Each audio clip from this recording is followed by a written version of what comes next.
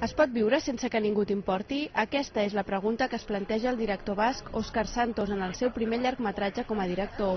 El Malajeno arriba avui a la gran pantalla, una història entre el thriller i el drama. Eduardo Noriega encarna el personatge de Diego, un metge immunitzat davant el dolor dels altres que rep una amenaça a punta de pistola. Aquest episodi li farà prendre una decisió transcendent per la seva vida i la de la seva família.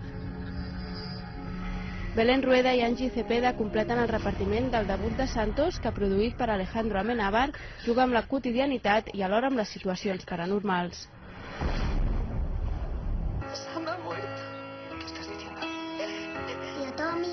Guanyador de l'Oscar com a millor director per En el nom del pare el 1993, Jim Shadell torna a la gran pantalla amb Brothers. Jake Gyllenhaal i Natalie Portman interpreten el germà i la dona d'un soldat que ha desaparegut en combat. Junts intenten refer la seva vida. Inesperadament, però, el soldat suposadament mort, encarnat per Tobey Maguire, torna de l'Afganistan, un fet que farà trontollar altre cop tota la família. ¿Qué te pasa? ¿Quieres parar? ¿Te enfadas porque mamá querría dormir con el tío Tobey, no contigo?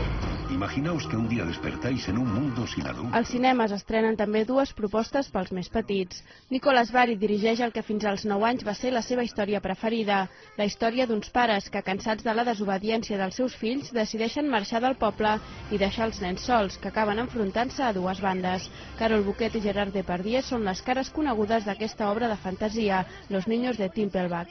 Me llamo Paul. ¿Bailes?